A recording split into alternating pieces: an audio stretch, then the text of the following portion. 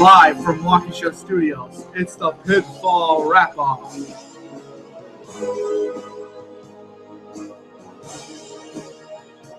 The Pinfall Wrap-Up is live on YouTube, on the Pinfall Wrap-Up channel. Also available on iTunes and any Android device, searching Automatic or your iTunes TuneIn app by searching Pinfall Wrap-Up. The Pinfall Wrap-Up is hosted by Andrew Caracci and Robert Roth. In today's episode, we discuss Monday Night Raw. What else is new? Almost paused the podcast thing instead of the music, so that would have been very interesting. Thank you for checking out the Pinfall Wrap-Up. I'm your host, Andrew Caracci, alongside Robert Roth. And, say words. All right, so we'll be reviewing the June 6th, 2016 edition of Monday Night Raw. Not really a whole lot of news from the world of professional wrestling this week. Couple things. What do we got?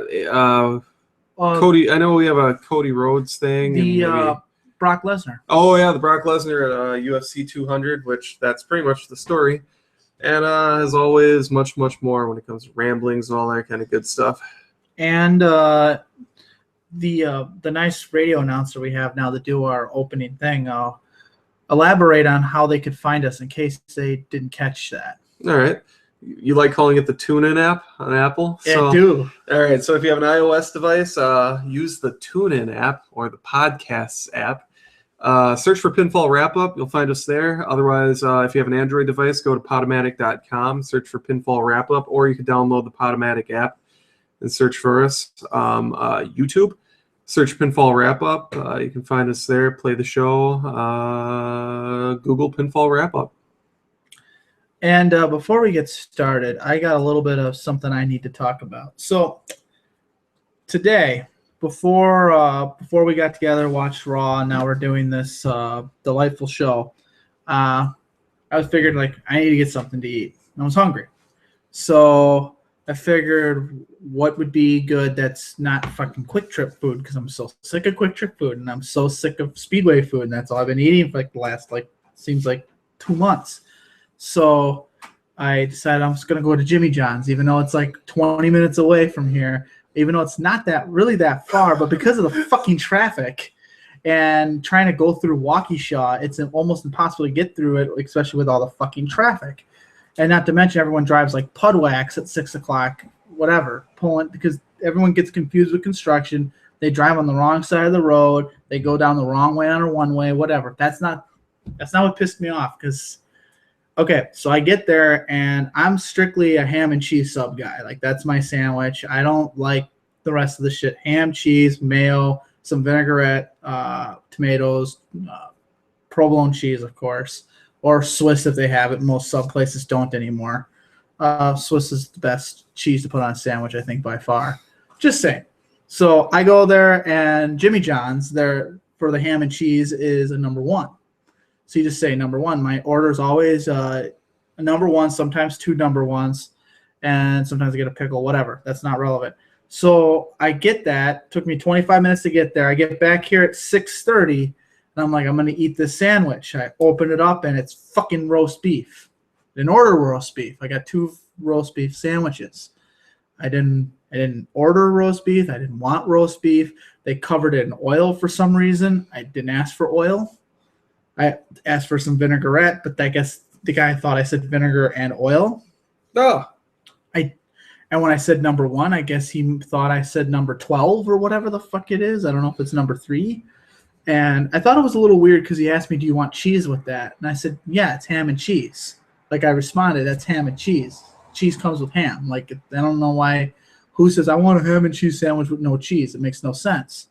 So that was the thing that kind of got me very, very, very pissed, because now I'm like, I got this fucking roast beef sandwich, and I'm not a roast beef guy at all.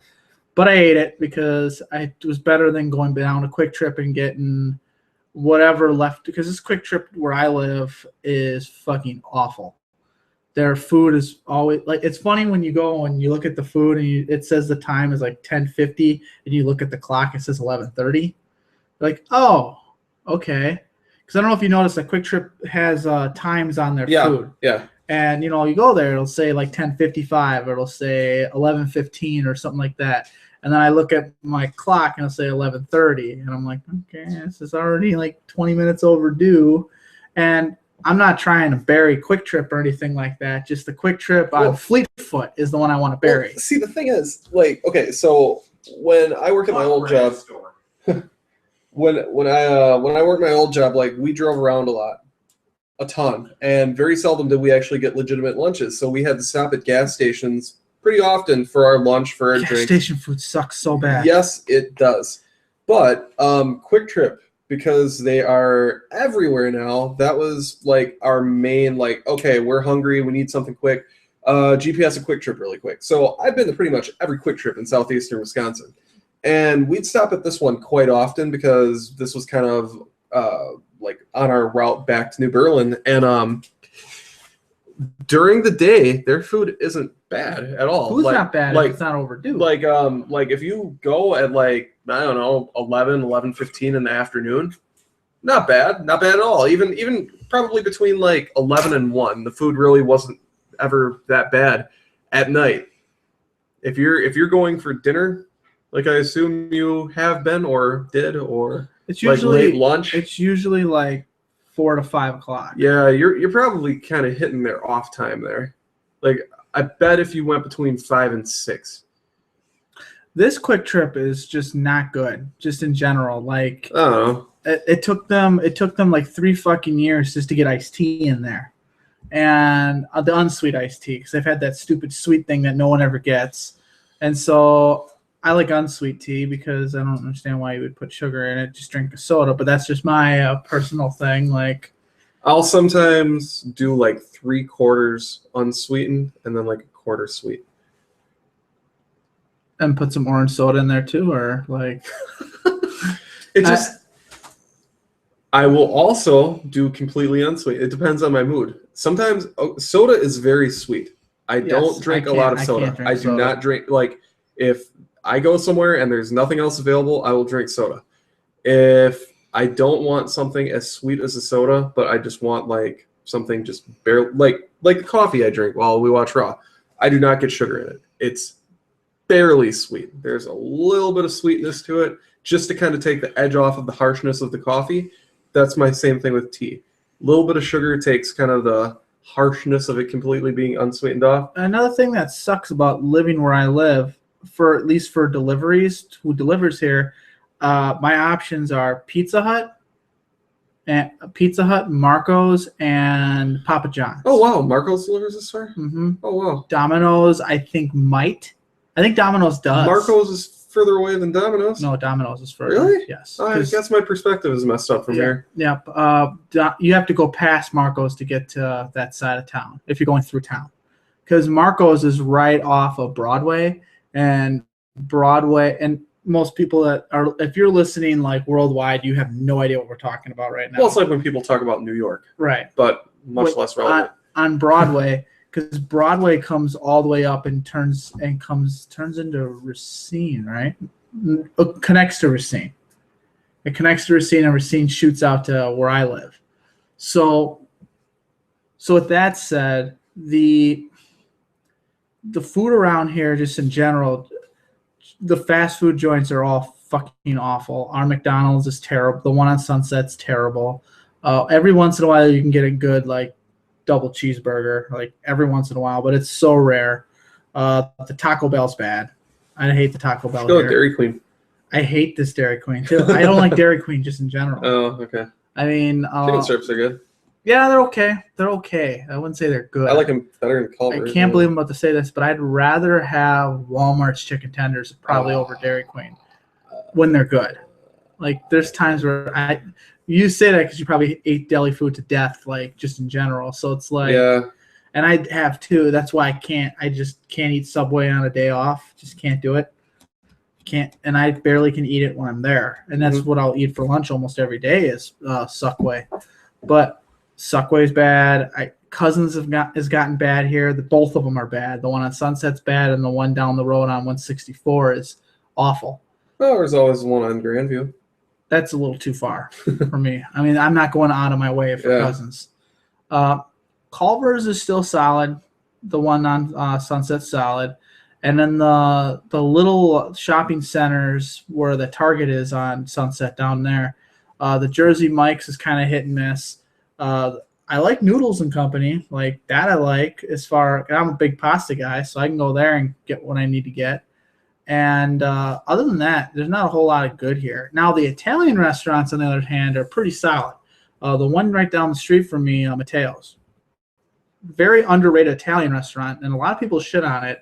I never understood why. It's very affordable Italian food. It's you get a lot for what you order, and you don't pay a whole lot compared to other Italian restaurants. Mamma Mia's, the one downtown, is fucking awful. The Mamma Mia's on Blue Mound is okay, but the one in Wales, now that's the one to go to if you want to go to Mamma Mia's. Also, if you're in the Milwaukee area, you can go to the one in on Greenfield Avenue. So it's more Greenfield, I guess, or West Allis-ish. That one, I think that's the original one.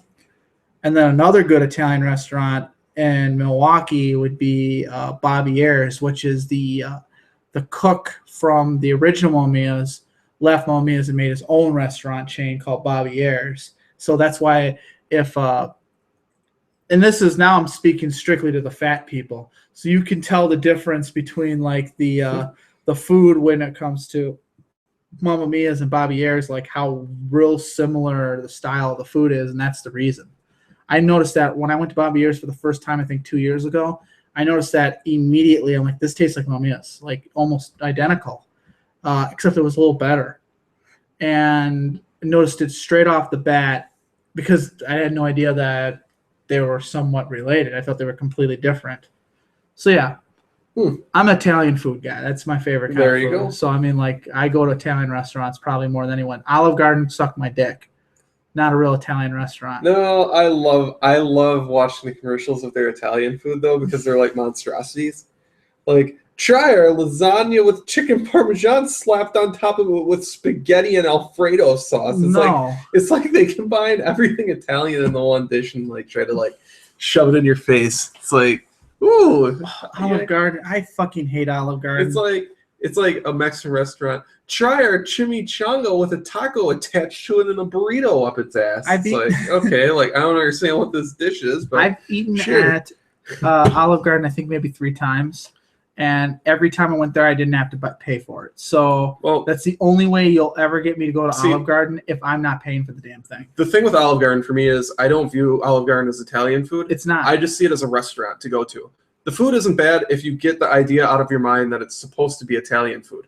If you just go there and you're like, okay, I'm going to get, like eggplant parmesan. And I call it the Denny's of Italian restaurants. Yeah, that's what it is. Correct. And if you go I'd rather eat at Fazoli's. If you go into because Fazoli's at least markets itself as fast food Italian. They're not trying to be right. They don't market themselves as Italian. They're just like something. It's supposed to be nice and quick. Maybe not nice. If you go to Olive Garden and you get their soup salad and breadsticks for like $6, you're not going to beat that. No, but I don't want their fucking pasta. Their pasta sucks. I just don't like it. It's not al dente at all. It's this and most Italian restaurants cook the shit out of their pasta now to the point where it's fucking mush. Mamma Mia's does that, and I hate that about that. That's one thing Matteo's does very well is it's al dente. They're very al dente, and then occasionally and Bobby-Ayers is. But Mamma Mia's cooks the shit out of it, and Marty's is fucking awful. Like the one thing I do like about Marty's is I do like how rich their tomato sauce is. It's like heartburn. Like every time you get something from it, it's straight heartburn. Mm-hmm. Heartburn immediately. Oh, it's even worse if you get it reheated. And that's when you know that it's good sauce. If you immediately taste it and you get immediate heartburn. That's what it's supposed to. So really quick to interrupt you here. This is how you knew. This is how you know it wasn't a very good Raw. Because immediately we don't even go into the wrestling aspect of the show. Like, we just cut out the Jack Swagger match because there was a Jack Swagger match. It wasn't a very good Raw. It wasn't. So I guess we can kick right into it. We open up with 6 men in the ring on top of ladders with all jobber entrances except for Dean Ambrose. And we got no Raw intro. You find that kind of weird? Yeah, that was kind of strange. Did we get a Raw intro after the fact? No. I don't think we got one. There was no Raw intro. So they're all on thing. Jericho says that he is very, very famous. In my notes, I said Owens was pretty good in this. He kind of chimed in at like everyone pretty much saying how Sammy is completely irrelevant. I like the fact that he always pokes at Zayn more than anyone else. But It seems like now he's really going with a feud with Ambrose again, which is turning into the Randy Orton Sheamus feud all over again, because this will be like the 3rd time they feuded. I mean, the interesting thing about the opening segment was it felt like a Kevin Owens promo, and everyone else just happened to be out there. So he kind of dominated that whole Chris Jericho thing. is in full wrestling gear, sitting cross-legged on a ladder with a scarf. Yep. I found that kind of amazing. Yeah, Chris Jericho is like everyone else who was out there at least had a shirt on. Like Alberto Del Rio had trunks on, but he had a shirt. You know, Cesaro had his rip-away suit. Sami Zayn looked like a taxi cab driver or whatever. You know, like everyone except for Jericho. Full wrestling gear and a scarf. And so then it's interrupted by Theodore Long. He comes down, which got a little bit of a pop. I don't know if anyone recognized the music right away. I think maybe the Titantron or whatever they done that. He comes out, and it sounded like he was about to make a tag team match. But he'd said about all the type of matches he would try to make, and he said a disqualification match. Yeah, I enjoyed that. I want to know what a disqualification match is. Does it mean you're automatically disqualified? Essentially, the bell rings, and then the bell rings again, and the match is over because everyone got disqualified. So I thought Theodore being there was kind of random. Steph came out and just buried him. Yep. And that was the end of that. Yep. And then she made some matches. She actually left with Teddy's music playing. Right. She's like, hit Teddy's music, and then she walked away. So this opens our first match is Jericho versus Cesaro. I'm not going to sit here and break down a wrestling match as far as like it's talking about a fake fight at this point. So I like to talk about who wins and who loses and what makes sense. That seems to be more of what we should be talking about rather than the actual match. Overall, though, if we had to break down the match, I'd say it was solid for what it was. I mean, it's a Raw match, but they're all the same at this point. Cesaro winning here with a move that he's never beat anybody with, the sharpshooter. Mm-hmm. I thought that was kind of stupid. Yeah, strange I thought way. The wrong guy went over, too. Yeah, it should have been Jericho. Should have been Jericho that went over. So Cesaro wins. Makes no sense because Jericho beats AJ Styles at WrestleMania and we just completely have forgotten about it. It doesn't mean anything. And the way how AJ just keeps losing anyone, so it doesn't matter. Seth Rollins and Roman Reigns had that one of those vignettes. The Seth Rollins one I thought was pretty good. Yeah, it was. And we discussed about a vacated title. Like we were talking the whole time about and I don't know if you want to go into detail of what that was about. Sure, but sure. I'd like to see what people that aren't listening at home would like to think. All right. So in the UFC, if someone goes out with an injury and they happen to be holding a title at the time, what ends up happening is they hold on to that title, and then in the meantime, because they need a champion in the weight class, they'll crown someone the interim champion of that weight class. So if, whoever, heavyweight so-and-so goes out, he'll hold on to that title while he's recuperating or whatever, as long as he can eventually defend that title. And then they'll have an interim champion. When the actual champion is able to fight again, they pit him up against interim champion, and then you have an undisputed title match. Eventually, one of them comes out, the undisputed champion at that point, and again you go down to one title. So you have your original title holder who doesn't lose it. You have the interim one who is pretty much acting as the champion at that time. And then right away you have champion against champion. The winner comes out undisputed. And I think that it's nice because there's constant, and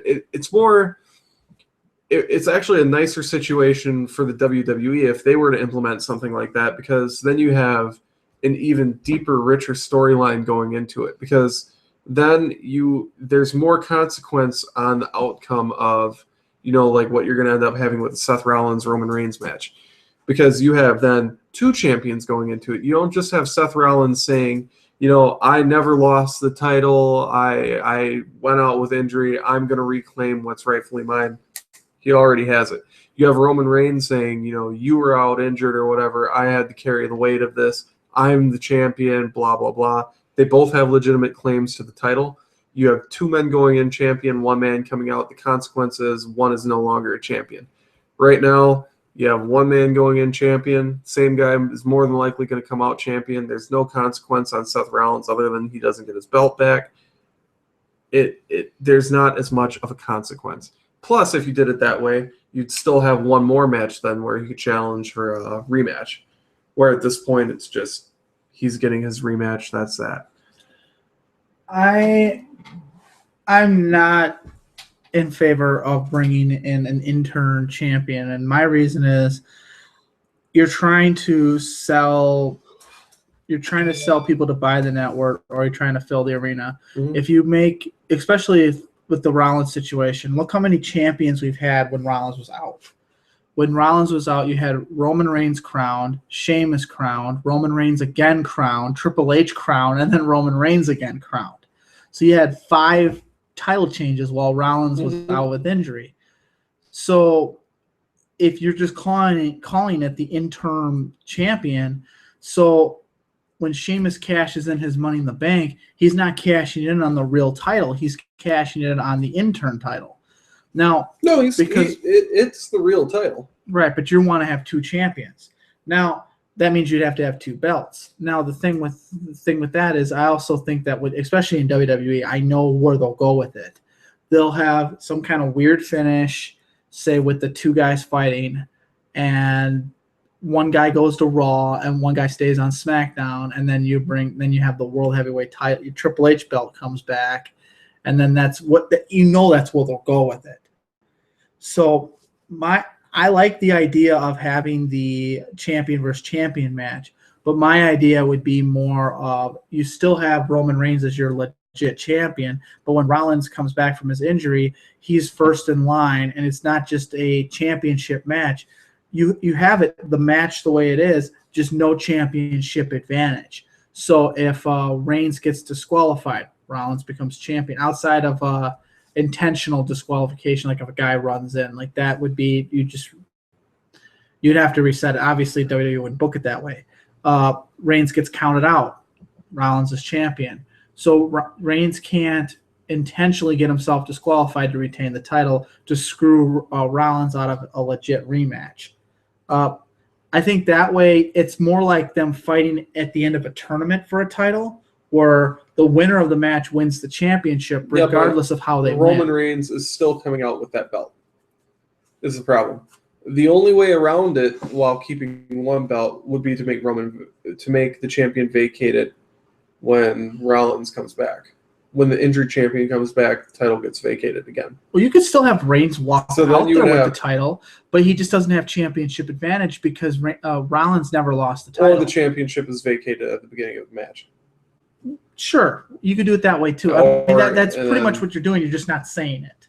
Yeah. You're just saying Reigns is defending the championship without championship advantage, which means if there's a tie, a draw, he doesn't walk out with the title. If there's a draw, say a double count out, then the title's vacate. And then then maybe you do a rematch, and if it draws again, then maybe a tournament at that point. I don't know. I mean, you'd have to do something like that. Obviously, I think from a fan perspective, you go into the match thinking like, oh, well, there's a lot of ways you can give Rollins the title without having Reigns lose, because I don't think they want.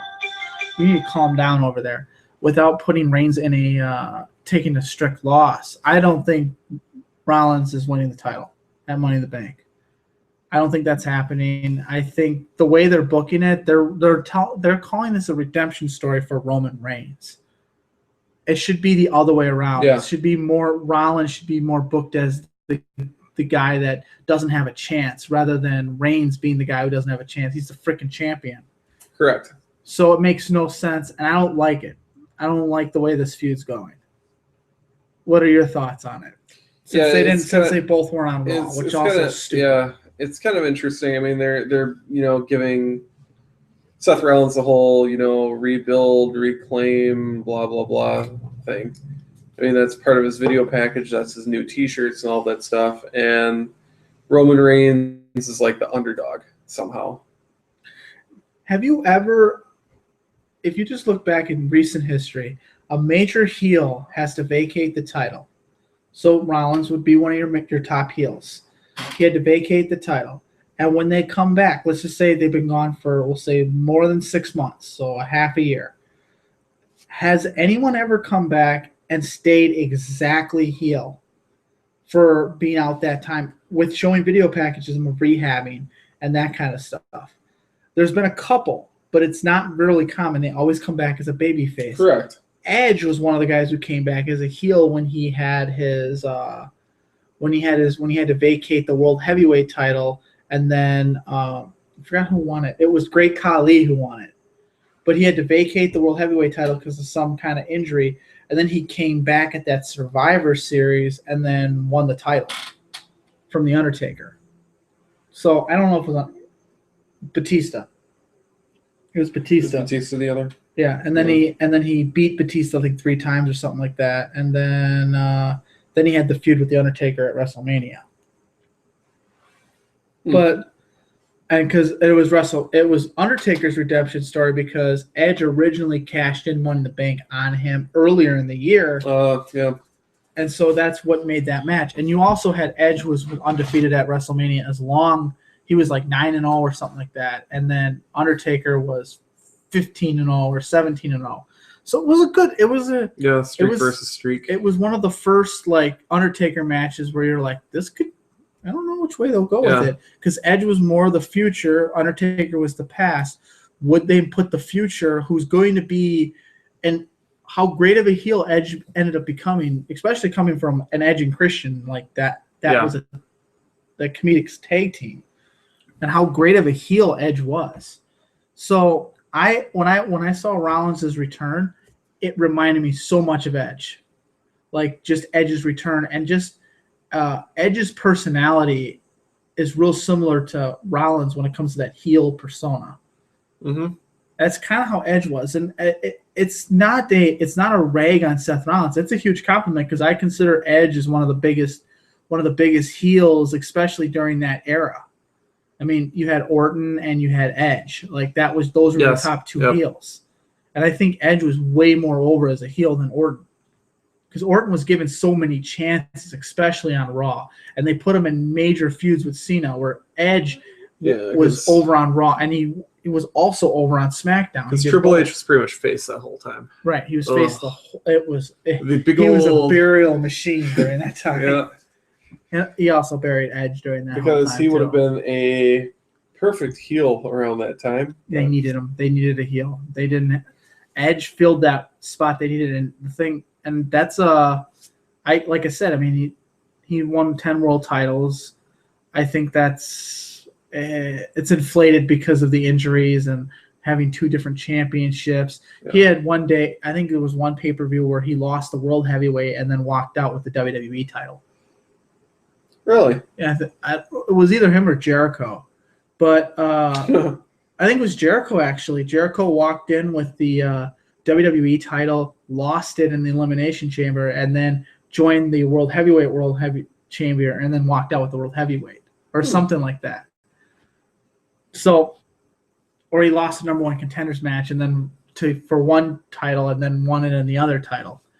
So that's the one thing I hate about having 2 world titles is because of stupid shit like that. You can inflate title reigns, and I hate that. And you can give title reigns to people that don't truly deserve it. Like Jack Swagger. Jack Swagger, he would be the prime candidate. Jack Swagger is the number one guy on that list. And then I can't really think of anyone who didn't necessarily deserve it or wouldn't made sense at the time. Ziggler. I thought Ziggler worked his ass off that year and deserved at least a chance. It was the world heavyweight title at that time wasn't booked as a real world title. It really wasn't. True. It was more of the it was a little higher than the IC and Intercontinental. It was the champion of SmackDown, which is like saying you're the NXT champion. No, NXT carries more prestige. It does now. Yeah. But the NXT title compared to the WWE title is where I'm getting at. Yeah. Sami Zayn's a former NXT champion. Does anyone give a fuck? No, he's the shortest NXT reigning champion in history too. In their little short history, he only had it for 3 months. He had one title defense with Adrian Neville and then lost it to Owens. Oops. Yep. And his title defense against Neville, I don't even think was at one of their takeovers. It was like some random show. That's when I was watching. So anyways, this leads us into, speaking of useless, Jack Swagger versus Rusev. And then Titus O'Neil, I think, was at commentary. Who gives a fuck about this whole fucking thing? Mm-hmm. It's going to be a triangular feud. It's what it is. And I don't know what they're doing with Rusev. I don't know why they decided, like, oh, they originally started with Rusev as this Bulgarian brute, right? And then they had him feud with Cena. He got fucking squashed against Cena. And then they broke him down completely. He just kept going more and more down the card. Then the League of Nations thing came, so he kind of maybe went up a little bit, then fell again. He had also had the feud with Ziggler before League of Nations, which I thought brought out a lot of his personality. Yeah, it was a strange feud, but yeah. And I really don't like him going back to being what he was before, because now we're going backwards. I know how everyone loves it. Well, they're trying to go back to what they last remember working for him. So, but I thought the whole Lana thing was working for him originally. Me too. I want him cutting promos. I want him changing his. I don't want Lana talking for him. He doesn't need Lana to talk for him. So, yeah, he beats Swagger on a DQ or a count out.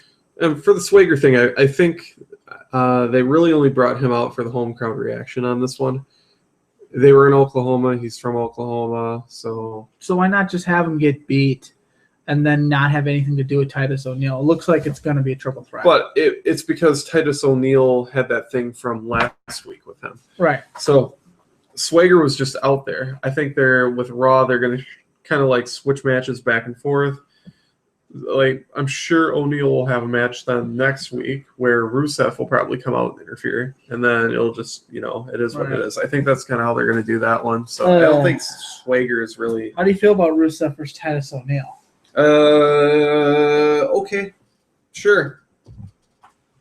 At least they didn't release Titus O'Neil, right? I really could care. I wouldn't care. Yeah. He has gotten to the point, like, when he was with Darren Young and the other primetime players and they'd be on commentary, sometimes it was entertaining. The little dance thing was a little entertaining. I got it. I understood it. But, like, I just don't feel that Titus O'Neil, just in general by himself at this time, does anything for me as a fan. It doesn't do anything. Yeah, he has his little noise he makes and all that. As a heel, it makes a little sense. Like when he was heel and he was with Heath Slater, and then they moved him down to NXT, and he had a mini feud with Adrian Neville, which was actually kind of entertaining because of how big Titus O'Neil is compared to everyone else down there. Yep. He's huge. Yeah, he is. And, it is. That's whatever that's supposed to be. So the next thing that happens on the show is definitely the highlight of the entire night. John Cena comes down, cuts a promo, gets interrupted by AJ Styles, and I feel like this promo might have been completely unscripted. I felt like it was scripted. I think they went way off script. Yeah, I mean, if it was, and it was good. If it was scripted, I mean, kudos to whoever wrote it, because you had John Cena question AJ Styles on why he brings the Bullet Club with him, and he said Bullet Club. Like, I thought rewound it a couple of times. I'm not sure if he said bullet or pull it. But the implication was there. No sense. Yeah. So the implication was there either way. You had AJ Styles call out the fact that John Cena buries people in feuds. He does. Using the term bury people. Because he said, if you win this, I might as well get out the shovel because people like you bury people like me, to John Cena. So that was actually strange hearing that on the air. You had John Cena call AJ Styles a bust. You came up here, you were a bust. You fought Roman Reigns for the championship. You failed. You fought him again. You failed. And then you fail against Roman Reigns and you think you're going to go against me? Well, see, he's wrong a little bit because AJ Styles won the first match against Roman Reigns. True. He won the first match. What do you think about John Cena putting himself above Roman Reigns in the world title? I thought it's getting closer to kind of a – this is the kind of John Cena that I think a lot of fans want to see, a little bit more edgier to him, not as much Boy Scouty. And I think that's I think it sucks for the title. I think it sucks for Roman Reigns because you just put yourself over the title. And I don't know if that necessarily is good for business. However, if you're The Rock used to do it all the time. He always put himself over everyone else. Mm-hmm. He used to say that if you're the real main event is you facing me. Like it would talk about and Cena used to do it when he was a heel. He used to put himself over the title. You remember when he came out and he cut the promo on Angle because Angle was going to be facing Lesnar at Vengeance, I think it was called. It was supposed to be a triple threat match: Angle, Lesnar, and Big Show for the title. And Cena came down and because he was fighting Undertaker, and he said by the time he was doing his little rap thing, he said by the time you guys will be wrestling, it'll be an empty arena because the real main event is Undertaker, John Cena. See how I did that little rhyme there? I remembered it. And so Cena's done this before where he's put himself over the main event. But it wasn't believable back then. It's believable now. Right. Well, I don't know. Undertaker, John Cena back then, I mean, wrestling Undertaker back then was like a main event. That match is a main event because of it being a match. Right. John Cena now as a person is above that title. He's the Undertaker back then. But hopefully he realizes he doesn't need the title ever again. He doesn't need it. He just said he didn't need it. He just said on Raw, I don't need the title because I am the title. Yeah. You beat me, you're champion. That's a title in and of itself. Yeah. They should actually come up with the You Can't See Me title. I actually had a suggestion about another title before we came up with, or before we heard about the brand split thing. Yeah. It would be like a Legends title. Oh, God, we're doing this again. And, I'm kidding. I buried this Legends title. Yeah. It's not happening. Well, now with another show, it might not. Right. So. This was really good stuff. Styles, I thought, was excellent. Cena's always good. And even Styles even said that, like, you were a good talker. Yeah. You're a better promo guy than I am. Mm-hmm. But when it comes to this ring, I wrestle circles around you. Correct. Which is true. Like when it comes to an inside the ring, if you're talking about just in-ring work, AJ Styles is in a whole nother league than John Cena. And John Cena's not bad. Just AJ Styles is one of the best. Very different styles. Very different styles. And I think Cena's very grounded, AJ flies. So, I mean, visually just completely different. Right. So, overall, this was good. We had Enzo and Big Cass versus Aiden English and Simon Gotch. The Vaudevillains got a jobber entrance, and their entrance is kind of their thing. That's the most over thing about them is their entrance. So you Correct. Take that away from them, it's kind of like, what are you guys doing? Now, I know they showed the entrance not on TV, but you're watching on TV, you're seeing, who are these two schmucks? Yeah, they're just in the ring. Right. Yeah. They win the match on DQ because Big Cass goes crazy. Yep. What'd you think of this? I really don't have a lot of thoughts about the match. The thing that made Big Cass go crazy was the fact that the Vaudevillains did the same move to Enzo that caused him to be out with his concussion. But obviously Enzo didn't get concussed. Did you hear what Aiden English said? when he did that. Stay down this time. Stay down this time. Yeah. Yeah. So that was kind of So funny. then Big Cass lost his mind and beat the shit out of the Vaudevillains, and they called the match. Stephanie McMahon then in the back technically made a fatal 4-way tag team championship match.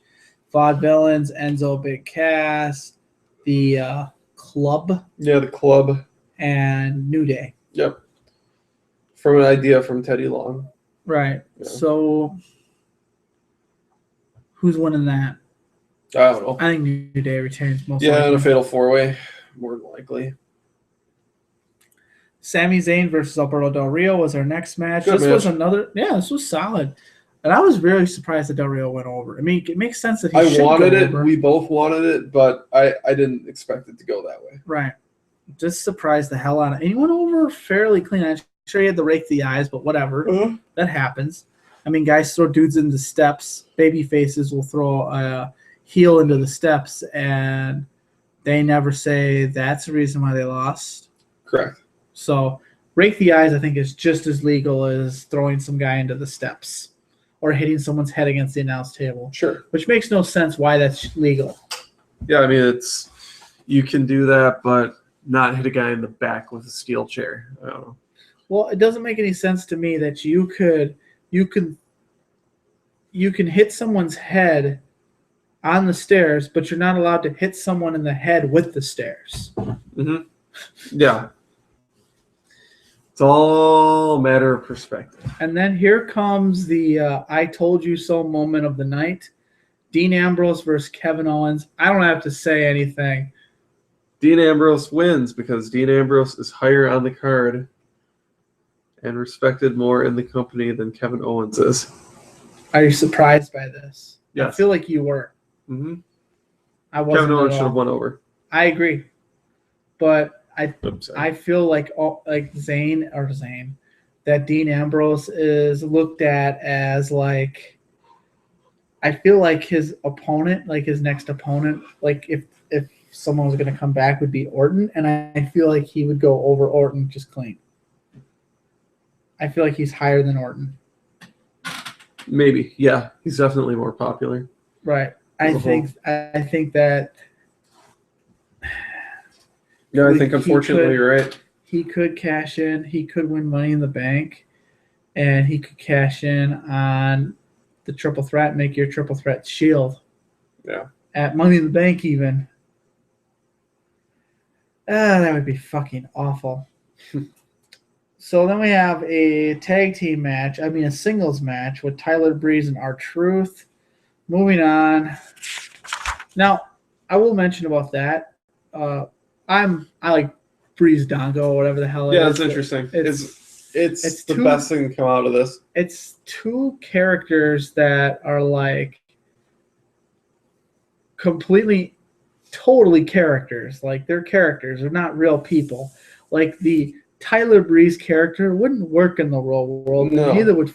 Well, Fandango would be amazing. Like working with someone that's like Fandango. He'd be some kind of sexual deviant.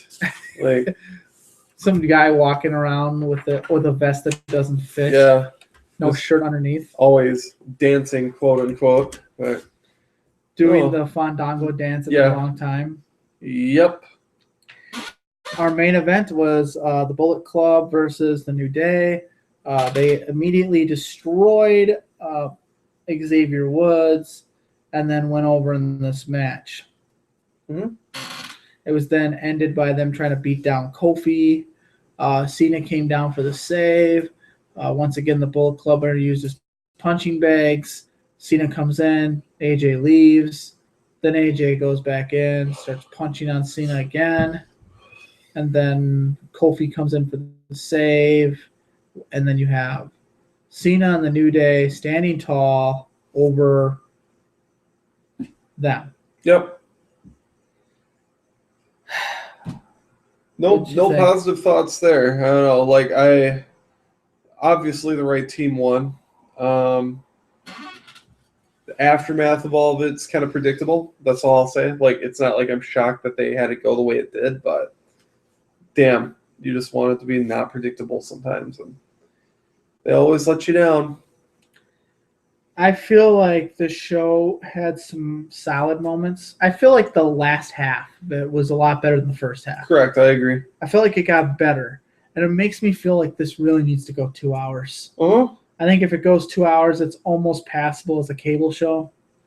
But compared to what everything else that's on television, this is wrestling's hard to watch. Yeah.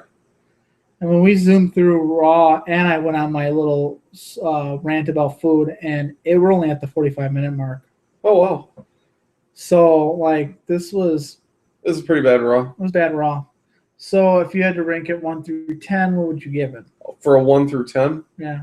2.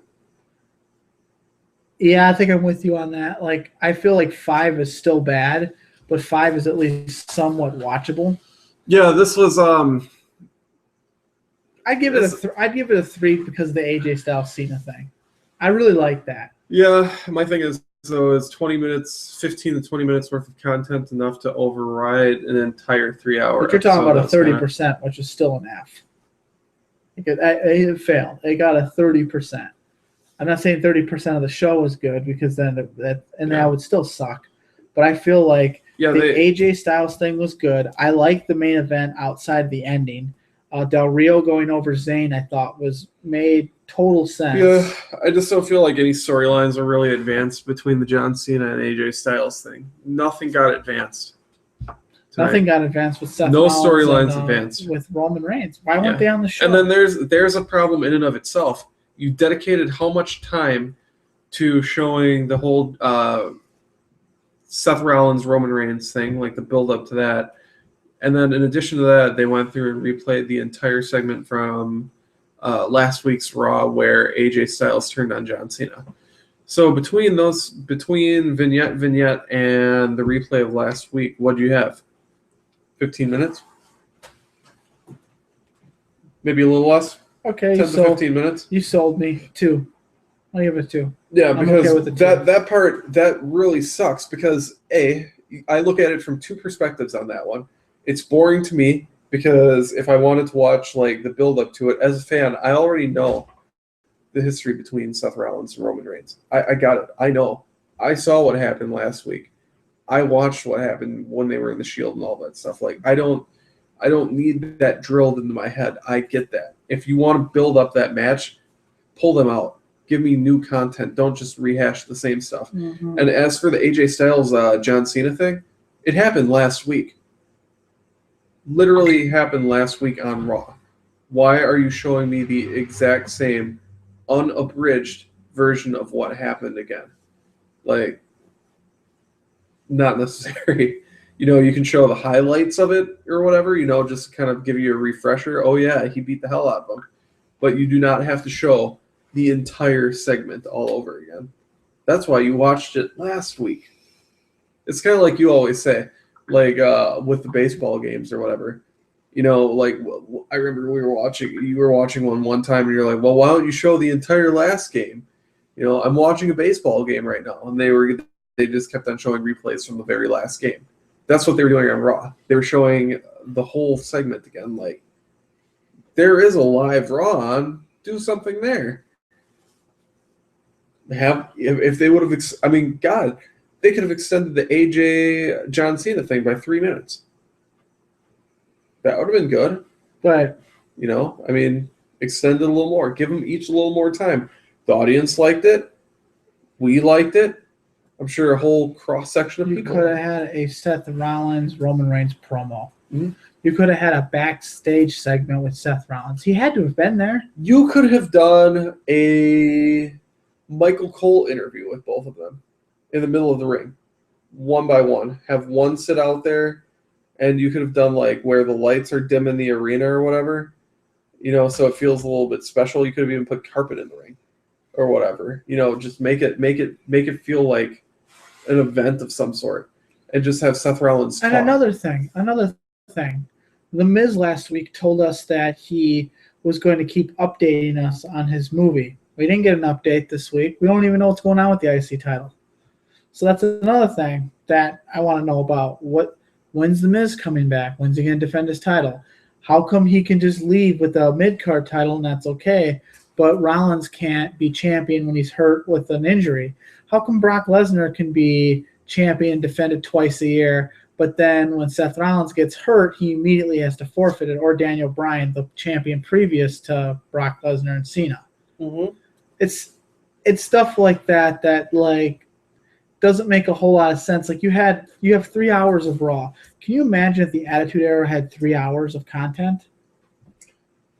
I felt like they didn't have enough to fill their 2 hours. We didn't see you just missed this, you just missed this. They always showed you during the break because they had so much that they just didn't have time to do that. Correct. When the writing they stuffed it in there. A, not only did they stuff everything in there that they possibly could, B, you wanted more. Right. You always left like, oh shit, Raw only has like 5 minutes left. Oh, we're already at the main event. Now it's like you're watching. You just can't the main wait. event yet? You can't wait. The main event's almost over. God, I hope this Raw doesn't run long. Oh, good. It ends up, like you shouldn't feel that way. You should be like, fuck. I would watch Raw or SmackDown, and I would already be like, oh my god, I wonder what's going to happen on Raw. I wonder what's going to happen on SmackDown next week. I don't really care what happens on Raw next week. It doesn't matter. All I want, my only hope for Raw is that I'm not disappointed like I am this week. And that's my only hope ever going forward. Like, gee, I sure hope they don't fuck up. And I wish I could talk you off the ledge, but it's really tough because I feel like I'm already falling. And there's no way I can say don't jump, because it's just wrestling has become very hard to watch to the point where now there's a couple of good things. I'd say the Camp WWE thing seems like it's solid. It's geared towards, older fans, stuff like that, the internet fans. And the Edge and Christian show, despite what some of the critics say, it's solid. It's real solid. Well, first off, who are the critics that are critiquing a show on the WWE Network? I'm talking about like or just people that are critical of it? Critical of it, and NoDQ.com, the wrestling sites. There are a lot of wrestling sites that don't like it. They just think that it's too hokey or whatever. But if they knew who, and a lot of people don't like it because they say Edge and Christian act like they're too much in character. Like, do you not remember Edge and Christian? They were dorks. Mm-hmm. And that's who they were. And this, like, you can still be like that even if you're older. Like, it's that character can go through generations. It doesn't matter. If a dork is always going to be a dork. Correct. You can't have the Hardy Boys still act like they're 25 anymore, because they're not. You can't have what was the DX, the 2007 DX, Shawn Michaels and Triple H acting like they're 30 years old again. They're 40-year-old men doing the crotch chop with glow sticks and a midget. It was fucking stupid. Yep. I thought actually, in 2007, I stopped watching wrestling because of the Spirit Squad and DX. I was done. I'm like, this is going to be a few. Squad. Yeah. Like, that was one of the things I remember in wrestling. I took a couple of breaks. That was one of them. That was the big one for me. Like, I knew that that's when Triple H just turned face, and I was done. You got anything to add? Yeah, the whole the DX thing from back then, man, those are bad memories. And to think that they actually released a DVD compilation of that time. I know. Is that confusing? Because it was horrible. But everyone loved it. Why? Nostalgia? I guess, but I don't like. I don't know. Maybe I was tainted a little bit because when that was happening, one of my really good, well, dead now, but one of my really good friends at the time was a wrestling fan, loved Shawn Michaels, like his early days, but he hated him when he came back after the back injury. He said that he turned into a pussy because he found Jesus, and I think probably because he was an atheist, so that might have something to do with it. Whatever. I'm not going to discuss religion. I mean, we could, but it's not really. It's not going to give much relevance, and it becomes people get really offended when you start talking about religion, even though it's. if I'm going to discuss it, would be more on a scientific term rather than the whole other side of it, the religious side of it, like the faith part of it. Yeah. Like anyways, I'll get back to that. But with the Shawn Michaels thing, he hated him so much, and I felt like that kind of rubbed off on me a little bit because I think when he first came back, I was a little excited because I didn't get to really see Shawn Michaels when I was first watching. Same here. He just got hurt when I started watching Raw. So he was like, I remember him as the commissioner, but I remember going back and watching stuff, and I'm like, this guy's awesome. I liked his theme music. I liked, Shawn Michaels was kind of cool. And then when he came back and won the world title, I was like, you know what? Maybe I'll watch again because I was on another break at that time. It was when Triple H was when he was massively huge and he was a babyface. I was done again. That would have been what, 03? 02. When he came back in the end of 01 and then the Royal Rumble 02. And then he won the Royal Rumble and then he buried Kurt Angle and I was like, done. And Kurt Angle never can get buried. But anyways, yeah, that was the whole thing with that. The thing on religion, it's like it depends on how you look at it. I mean, me personally, I wouldn't say I'm an atheist because that just means you don't believe in anything, right? So that means correct. I believe that there's a possibility that there could be a God, there could be a hell. I also believe in the possibility of anything. Now, I think there's something. However, I don't necessarily believe it's the Christian religion, the Catholic religion, whatever. I just believe there's probably something more. There's something that is the reason why we're here. Now, maybe not people, but like planets and that kind of stuff.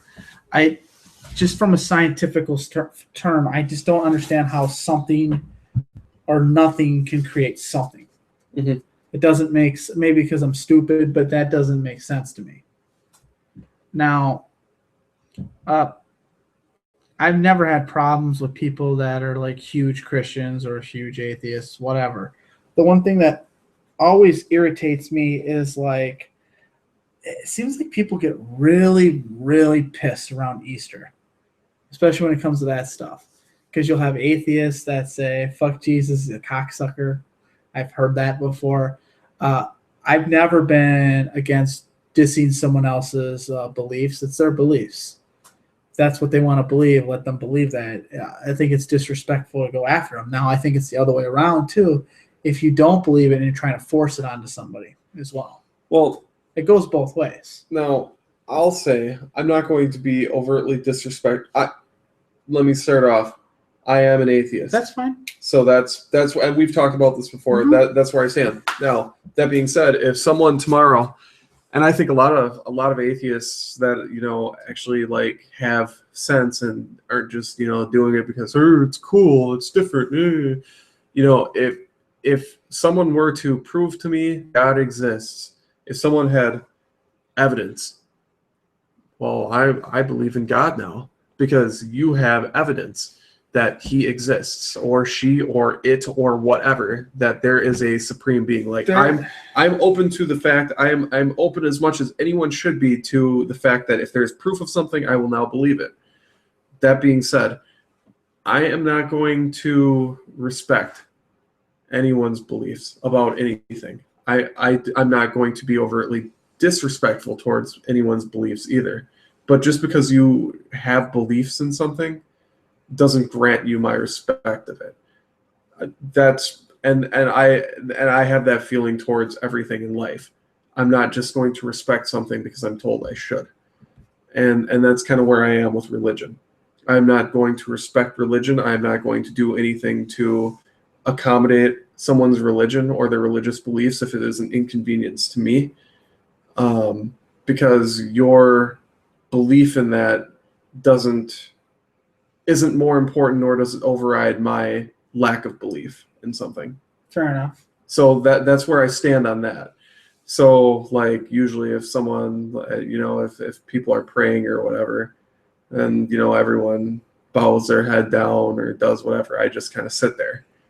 And That's not disrespect. and some people do take it as disrespectful that you're not, no, everyone's praying, and people get like that, and those are the things I don't understand. And that's disrespectful for the other person to act like that, because that's how I feel, because you're doing your part, and if you want to pray, I'm not going to tell anyone. I think we have different definitions of respect. I think your definition of respect is to go almost along with it, or to people feel disrespected by others not going along with what's happening. Okay.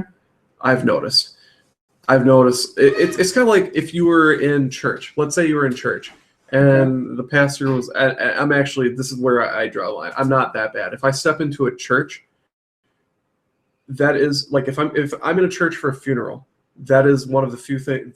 That's one of the few situations where I'm going to then go along. I'm going to go along with it because I am in the church, and I'm not going to outright be disrespectful for the establishment that I am in. So I will go along with it for the very fact that I don't have to be there, nor do they have to allow me in there. So if I'm there, I'm not going to, I'm not going to shit on them for being in there, for lack of better terms. But I've been over at people's houses before where, everyone prays or whatever, and I just kind of, sit there. It's not like I'm talking or I'm on my phone or anything, but I don't pray. Because what am I praying to? And, it's kind of like you get a look like, oh, what the fuck's wrong with you? And it's like, well, what do you want me to do? Or if people are, they're, come Lord Jesus, be our, I don't say anything. I just sit there. Because I don't necessarily, I probably can recite the prayer. That's not being disrespectful. That's just, in my mind, that I'm not you're standing being up. You're standing up to you're standing up for your rights. That's totally different. And that's my thing. I don't consider that disrespect. I'm not trying to be disrespectful, but people take it as disrespect. I consider respect like if you just take off religion, for example. Say, me being a baseball fan, I love the St. Louis Cardinals. That's my favorite team. Now, if somebody is an Astros fan, I respect that he's an Astro fan. I'm not going to be like, I hate you because you're an Astro fan, because that would be disrespectful. I respect the fact that he also likes baseball, which of course is a little different than religion, of course, because you're talking about two different entities. But, the Cardinals and the Astros, especially, that's a bad example. Say Cubs, because the Cubs and the Cardinals go way back. That's a big rivalry, or Packers, Bears, whatever. Like, as a Cardinal fan, I respect, people that are Cub fans. It's fine. It's baseball. It's baseball to me is the same as religion is to some people. I respect that there's people that pray. I also respect that there's people that don't. It's a choice thing. It's what you believe. If you want to believe that there's a God, then believe there's a God. If you want to believe that there's no God, then you have that right to believe there's no God. I don't necessarily believe that just because you're an atheist, that makes you less of a person than someone that is a Christian. I will say that I grew up under the Christian religion, which I'm pretty sure a lot of people did, and it wasn't forced on me at all. I'm not a Christian. I wouldn't say I'm according to it, but I do try to live that lifestyle a little bit about being I like the morals behind it. I'm not talking Catholic. I'm talking more like Presbyterian. I think the church, the Southminster Church, that's the one I used to go to. I'm forced to go to, I guess. And the way it was presented was in a completely different light. That it wasn't like saying this is, you were doing stuff for other people. And I like that idea behind it. Not necessarily the God, the heaven, the hell, the almighty, that stuff, but just the idea of a community that does stuff for each other is enough for me to be like, okay, I can respect this. Yeah. Not necessarily what they believe in doesn't matter to me. It's about how they treat each other. And I've never seen that. Like I grew up before I moved to Waukesha, I guess I would have been a Catholic because I went to a Catholic school, and it was weird. It was definitely weird because they force that shit down your throat. They tell you're going to go to hell if you do this, you do that. They try to scare you. when I came to Waukesha and was more going to church on like every other Sunday, every third Sunday. My mom never liked to get up, so we never went to church that much. But my dad, once in a while, whatever. My family on my mom's side is Christian Presbyterian, and they're some of the nicest people. I can't believe that I'm related to them, like how much they are help thy neighbor, that kind of stuff. And I believe that that type of lifestyle is a very healthy lifestyle. Now, there's some people that say "fuck your neighbor," which I say that about a lot of people that I live with here, but for the most part, I'm like one of those people that if I don't consider myself dishonest at all. And I think that that's more of that Christian style. And I like that about it. And I try to live by that. Now, over the years, I've gotten a little smarter and realized that if there's so many different religions, how could one be better than the other if there's so many different ones? So I try to talk myself into like, what would be the most logical thing? So, I look up stuff and that kind of stuff. And I found someone on YouTube who happens to be Christian, but he explains it from a whole nother point of view. It's more of the not be like love God, whatever, all that bull crap. You're gonna go to hell. He doesn't believe he believes that if you he breaks it down in a way where people can understand it. Now he gets a lot of hate because a lot of atheists will go on there and just rip him to shreds, because I think a lot of it has to do with not saying you in specific or atheists in specific, but I feel like there's a percentage that if there was evidence, they don't want it. Here's the thing. And I don't know if that's necessarily true. Okay. So there are atheists out there that are as bad as any Christian.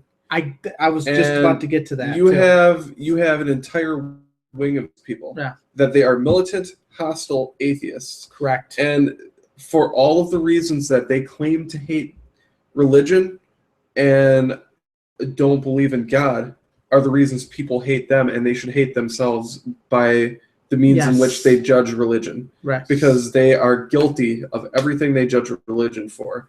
They make fun of people who believe in religion. They exclude them. They treat them like they aren't people. They feel as though they are better than them.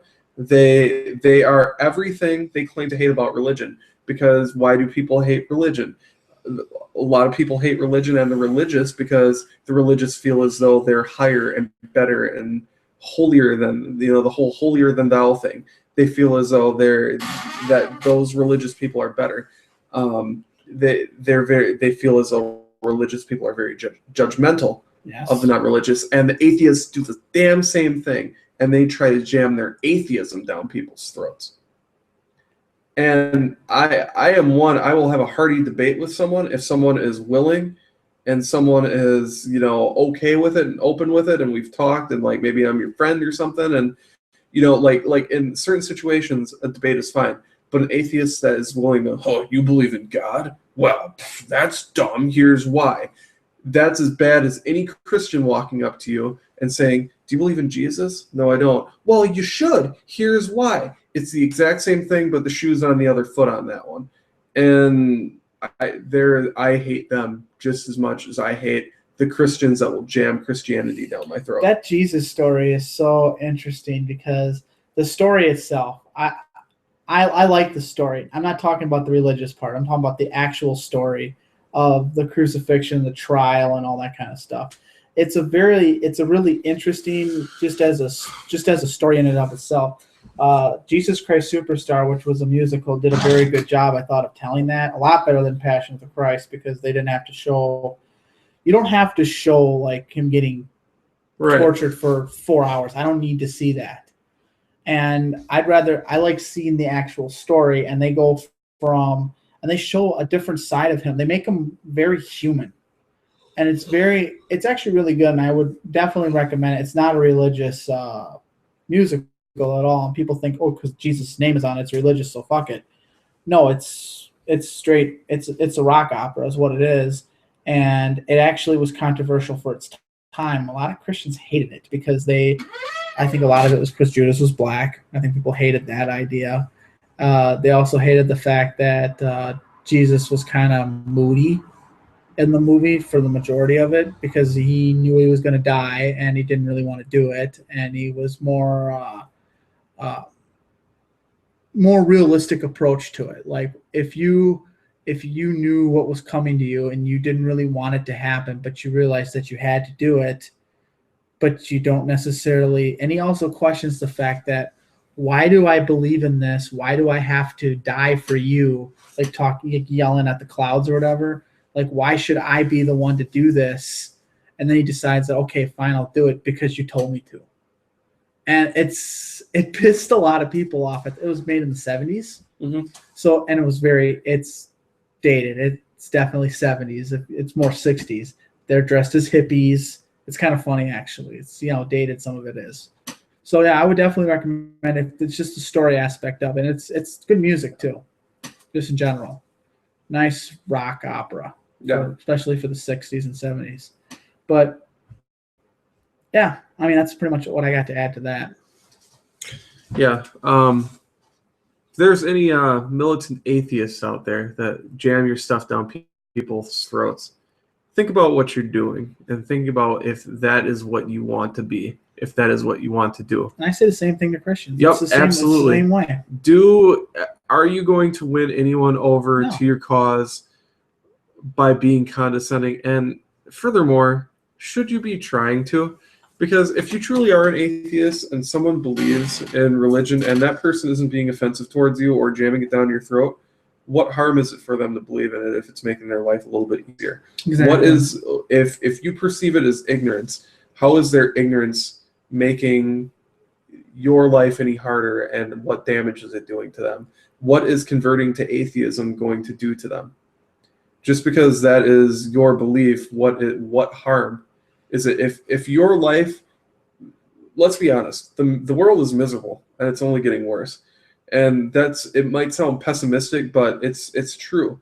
And we had talked about it a little bit, a couple weeks ago that your grandfather said the same thing, where the world is terrible and how can the world go on, or like something along those lines with the world being bad, or it was something along those lines where he said we kept on talking about how can the world go on or something like that, or maybe it was in regards to work or something like that, or like or what it was like a week or two ago, I say.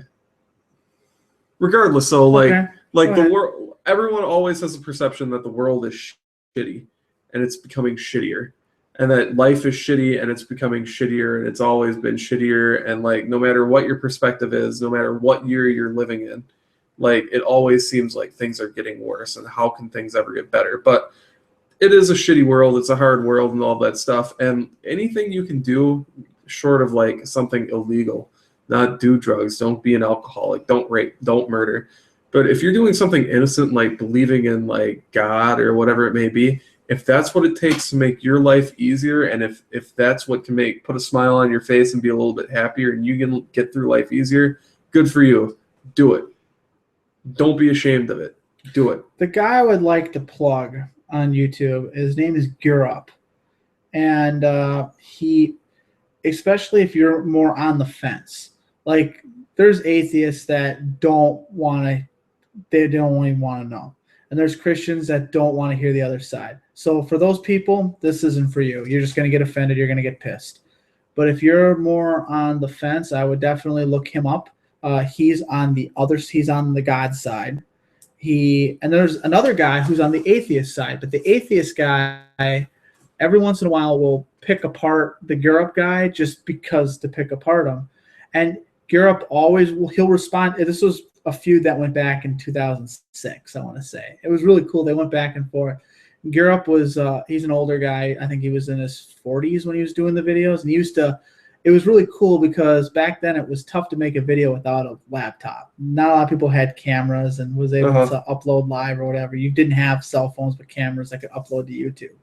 So he used to have a webcam in his car, and it was about a 15-minute ride home from work.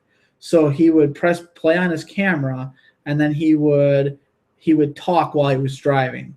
Because I don't know if you drive if you drive and you ever found yourself talking to yourself. Everyone kind of does it, and it seems like you have the best thoughts while you're driving. Mm-hmm. Like you wish, like, man, if someone was here to hear what I just said, like, and so that I never really thought of that because I used to make YouTube videos all the time, and I always thought about just sharing my thoughts while I was driving. But I worked second shift to be dark and no one would see me anyway, so it wouldn't matter.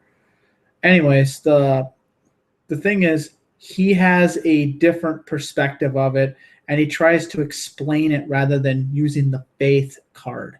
I hate when people say you just got to have faith. Okay, well, what is faith? What is it? Like, what do you mean just have faith? Well, having faith is kind of believing in something that you might think it exists, but you're just going to believe it because you have nothing else to believe in. That's what I feel like faith is. So fuck faith. I don't believe in faith. I don't believe in any of that shit. I don't believe in destiny. So I want to know if you believe in God outside of reasonings of because the Bible told me so, whatever. I want to know why your reasons are. Vice versa. It kind of goes both ways. Now, there's more evidence that there is no God than there is a God. I completely understand that. I believe that the evidence of not necessarily a God. I don't like using that word because that's very religious. More a higher power kind of thing. Maybe not a person, but something that created something. I don't understand. I don't know how to explain it without it going biblical. But that what Gurup mentioned, and which kind of got me on the side of more of that side of like saying like maybe there's a possibility, is how everything works the way it works, especially on Earth. Like how if let's just like you can breathe this air. You can do the trees do their aspect because that's what they do, and things just work perfectly outside of human pollution. But like everything just works the way it works, and it's tough to explain why that is outside of saying science. Okay, but what causes it? And where did it come from? And no one really has answers. Some people have hypotheses, like the Big Bang Theory or evolution, whatever. Evolution is kind of weird because I don't necessarily. You have the Christians that just say it's complete bullshit because they don't want to believe. If you evolved from monkeys, that would say that there was no God. That would be their proof of no God, I guess, would be the way it would be. That'd be one proof of it. I don't necessarily understand how the evolution process would really work. I would more believe that we were not from this planet than we are evolved from apes. Well, and I know that kind of goes in the Scientology route, but I don't think so either on that one necessarily. But there's nothing saying that the higher power couldn't have been an alien of some sort. That's what I'm thinking. Who's to say? It's a possibility. It doesn't matter. Regardless, like, and then as for the whole argument of evolution negates creation. Maybe that was the form of creation, right? Was to put in place a means of, to get to the end. So maybe the easiest way to go. I mean, if you really look at the basics of it all, obviously all life have the same common building blocks to it. It's like if you have a set of Legos. You build many things out of those Legos, but in the end of the day, you have the same pieces just reconfigured different ways. There's times I sit at home and I look at my dogs, and I look at them, I look them in the eye, and I think, wow, this could be a person's eye that I'm looking into right now. Because you look at it, I mean, they have the white of the eye, they have, their, the retina and all of that stuff, and you can see emotions in them, you can see all of that stuff in them, and it's. They have an eye like I have an eye.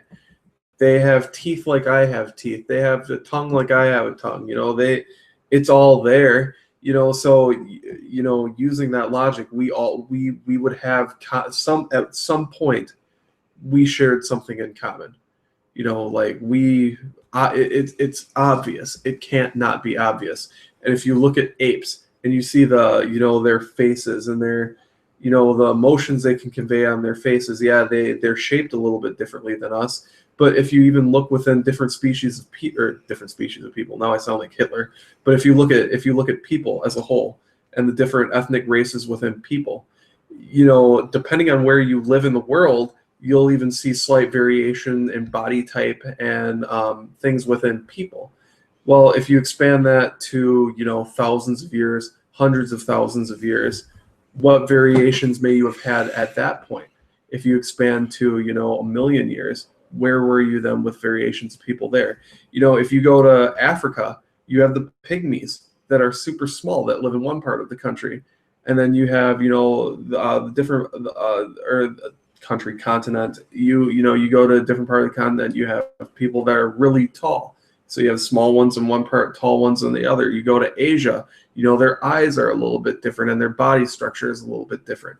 You go to Russia and they have very flat faces and stuff like that. How much of that is due to their diet that they had and, the climate that they have. How much of it is due to how they had to hunt. You look at all those different things, and people evolve is my point of it all. People evolve to the environment that they're in. People have darker skin based on that. People have lighter skin. People are taller. People are smaller. People have longer legs, longer arms, shorter arms. And they have that collectively as a group of people based on where they are in the world. That proves that people evolve based on where they are, that there is evolution within people. We're just higher forms of all of that. I mean, it's kind of obvious. I mean, just look outside at plants. Plants evolve. That's why we have so many different species of plants. Why can't, I guess for me, in my mind, it's not a jump to understand where it comes from, where evolution derives, how we evolved, how evolution took place, because you can see it. That's frightening. Yeah, it's kind of weird. I don't know. It's just, I guess in that retrospect that people evolve, but I don't necessarily. I mean, would you say it's more adapt than evolve though? Well, the most common thing, or the easiest thing for people to get their understanding of, is wolves. Wolves is something that we can see since humans were a species. Humans domesticated wolves, and the wolves that humans domesticated, they ended up looking for certain traits in the wolf. This wolf is good at this. This wolf is good for this purpose. This wolf is good for this purpose. And they would breed the wolves together that had strengths in certain areas. And they would breed other wolves together that had strengths in certain areas. Like, this one is good for this. This one is good for that. By breeding the dogs together in certain ways, you formed dogs with different traits that ended up having different physical properties, or wolves with different physical properties. And then through the years, through breeding wolves together in different forms and whatever, you have the species of dogs that you have now. Dogs are completely created by people. Dogs wouldn't be what they are right now if not for people intervening. If it weren't for humans, wolves would just be wolves. And that would be that. Now we have dogs, which are a creation of us. Would dogs necessarily have been able to evolve or survive without us? No, not at all. Dogs can't necessarily survive on their own without people. Wolves can, dogs cannot.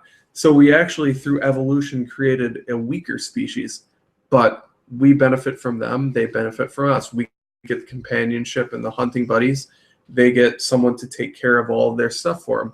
They don't have to find food on their own anymore. They have us. They don't have to look for shelter anymore. They have us.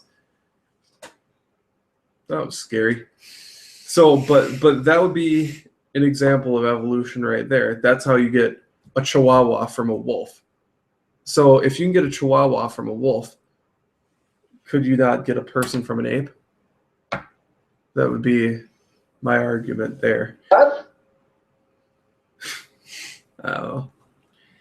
Yeah, it's. But I'm not a scientist or a biologist or any of that. So. But here's my question with humans, just humans. I'm talking about, not animals. Well, we're all animals, I guess. But Yeah, we're similar in that retrospect, which makes me believe, like, are all species, especially aliens, are they similar to us? Sure, why They not? probably are. And as far as they're maybe even we can go as far as DNA style, but with us, especially on this planet, there is stuff that makes us sick. Like we're like the species that gets like plagues. We're the ones that can die off because of that. Mhm. We can get sick by eating raw food, where most animals don't. We can get sick by we have to cook things to be able to eat it, otherwise we get sick. We get sick a lot. Yeah. We die from sickness. That doesn't necessarily happen with pretty much any animal. They have like this kind of immunity thing Correct. to it, and it makes me wonder why that is. Like, how come I can't pick up? Why can't I eat ants out of the ground? Why can't I kill a chicken and eat it raw like everyone else can? Or not everyone else, but every other animal can. An easy way to think about this is it's actually a pretty simple answer if you think about it. So, name an animal that can eat something raw. A wolf. Can a wolf create fire? No. Can we? Well, wolf can, but it wouldn't know how to. Right.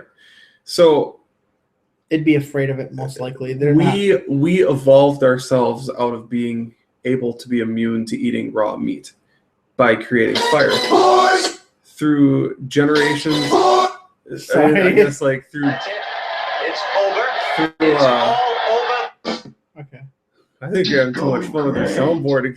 No, I actually kind of have a way how to end the show. That I had to find what it was.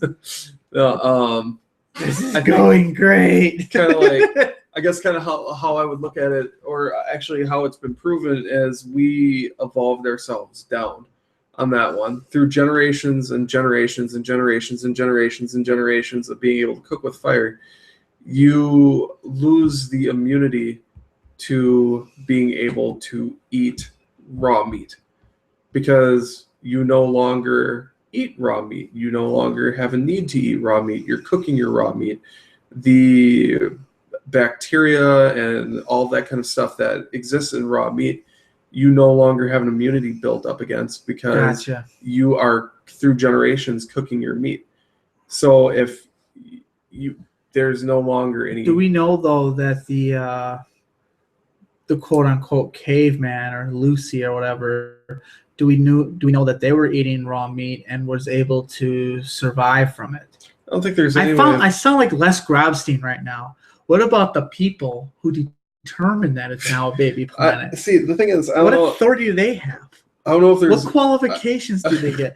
I could declare myself an astronomer as well. Astrologer number. Astronomer. Yeah, I don't know if there's any way to ever really show that, but you would imagine they would have had to have been a lot more adaptable than we are. We are. Did you ever watch the movie Wall-E? No. Okay. I have not. Wall-E, like, it has a great story and everything, but there's like a story within a story in that movie. And essentially, it takes place in the future. Wall-E's a robot or whatever. None of that matters. But the movie takes place in the future. And it got to a point where humans evolved into being Jewish. Something so lazy that, like, we lost the ability not only to eat raw meat, but people couldn't walk anymore. Like, people had no leg muscles.